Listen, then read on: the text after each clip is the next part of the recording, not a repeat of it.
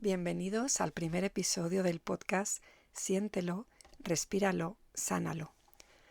Antes de comenzar a abordar otros temas, creía que es muy importante el poder hablar del trauma y poder definir lo que es el trauma. Hasta hace muy poco se pensaba que el trauma era todo eso que nos había ocurrido que nos provocaba sufrimiento. Esos eventos traumáticos de la infancia, de la adolescencia, que en la edad adulta nos seguían creando sufrimiento. Y por ello pensábamos que para sanarlo había que volver al pasado, hablar de ello, revivirlo, integrarlo de alguna manera o resignificarlo. Y hasta ahora es como se abordaba el tema del trauma. Sin embargo, en las últimas teorías sobre el trauma lo que hablan es que el trauma no tiene nada que ver con lo que nos ocurrió en el pasado, ni los hechos del pasado.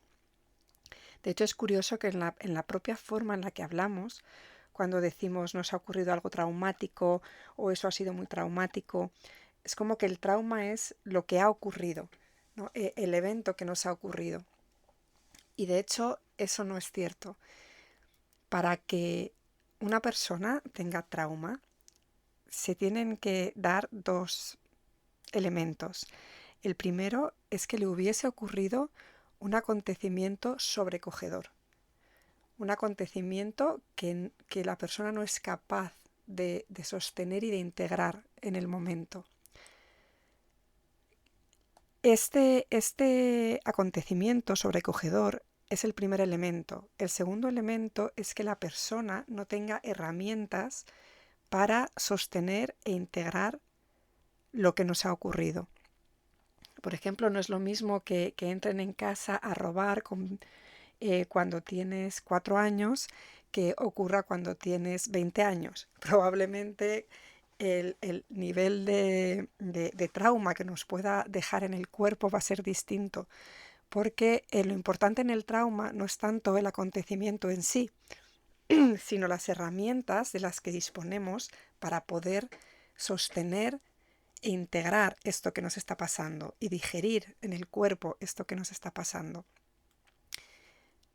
Una vez se han ocurrido estos dos elementos, que por ejemplo somos un niño de 5 años que no tenemos herramientas para integrar este evento y a la vez el evento es tan sobrecogedor que somos incapaces de sobrellevar, de integrar, de sentir, y además tampoco tenemos cuidadores en ese momento que nos estén ayudando a poder procesar lo que nos está ocurriendo. Si se juntan estos elementos, nos va a generar esta respuesta traumática en el cuerpo.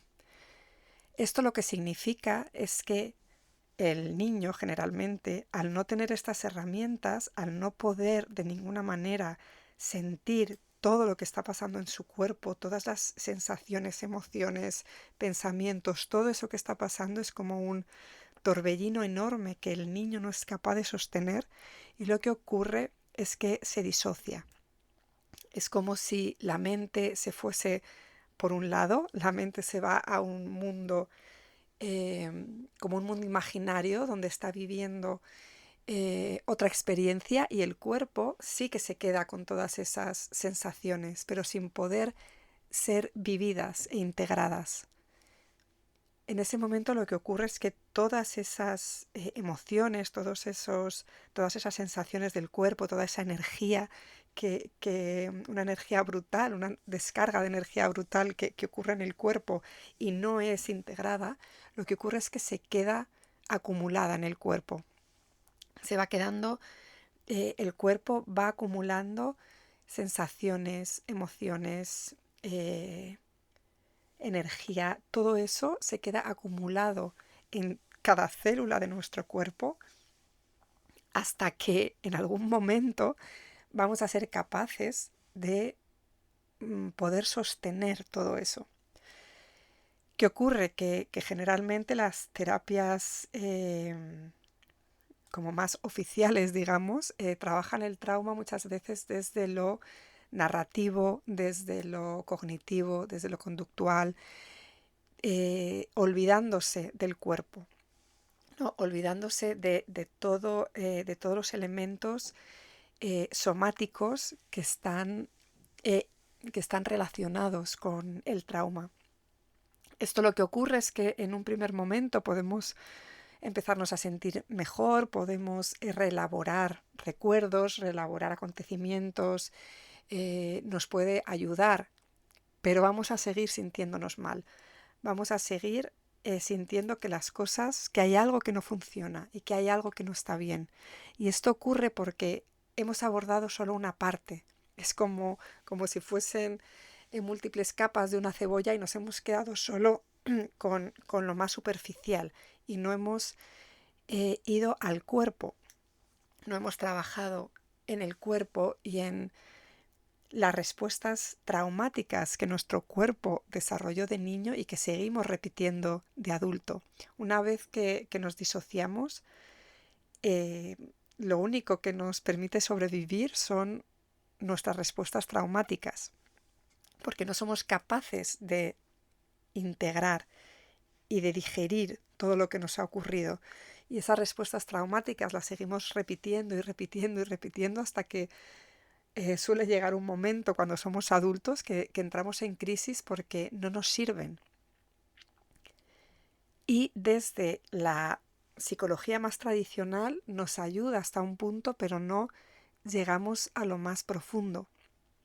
¿Qué pasa cuando empezamos a hacer un trabajo más somático? Por ejemplo, a través de la respiración, que pueden empezar a aparecer muchísimas de estas sensaciones y estas emociones que están estancadas en nuestro cuerpo. Las sensaciones que quedan estancadas en el cuerpo normalmente están relacionadas con recuerdos. Muchas veces cuando trabajamos, por ejemplo, con la respiración, empezamos a sentir un dolor en el cuello, por ejemplo, y podemos hacer dos cosas. Podemos volver a disociarnos y dejar de sentir ese dolor, empezar a irnos a los pensamientos, irnos a la imaginación y no sentir ese dolor que tenemos en el cuello, o podemos sostener ese dolor que tenemos en el cuello. Si sostenemos y nos quedamos y amplificamos ese dolor que tenemos en el cuello, muy probablemente en los próximos minutos, en ese tiempo que estamos sosteniendo esas sensaciones, van a aparecer imágenes, van a aparecer recuerdos, van a aparecer frases, van a aparecer personas, va a aparecer toda la historia que está relacionada con ese momento que fue abrumador en la infancia.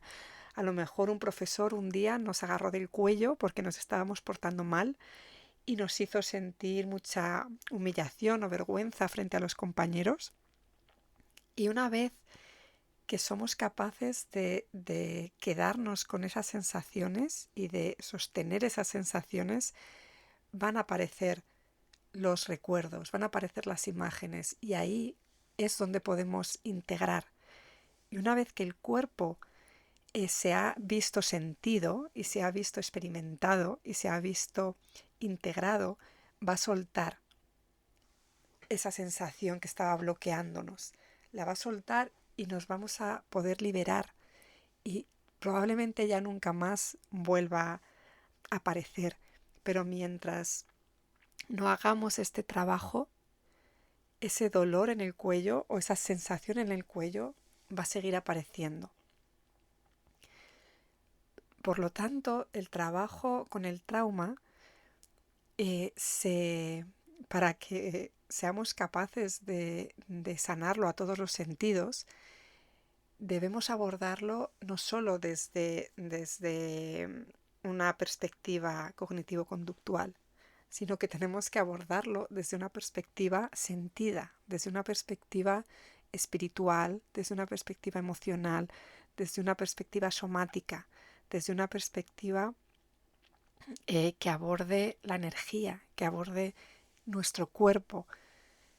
Sobre todo además las personas que hemos o que seguimos sufriendo trauma, normalmente nos es muy difícil o nos ha sido muy difícil durante mucho tiempo sostener las sensaciones en el cuerpo, sostener las emociones, con lo cual es un camino complicado porque digamos que la solución está donde más nos cuesta o donde más dificultad tenemos. Con lo cual vamos a probablemente buscar múltiples caminos antes de llegar al cuerpo. Vamos a hacer muchas terapias, vamos a hacer cualquier cosa y normalmente no es hasta que ya llegamos a una crisis muy muy fuerte, cuando ya no podemos más, cuando ya lo hemos probado todo, que terminamos buscando ya casi a la desesperada, ¿no? Otra forma de poder sanar lo que nos está ocurriendo. Y generalmente esta otra forma de sanar lo que nos está ocurriendo empieza por el cuerpo. Al principio pueden ser prácticas más suaves, como empezar a practicar yoga, empezar a practicar meditación. Vamos a ir empezando a conectar con el cuerpo, pero antes o después vamos a tener que hacer un trabajo muy profundo, porque todo está almacenado en el cuerpo.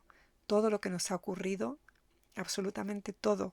Hay una memoria en nuestro sistema nervioso que ha acumulado. Bueno, en nuestro sistema nervioso, en nuestro inconsciente, está acumulado todo lo que nos ha ocurrido.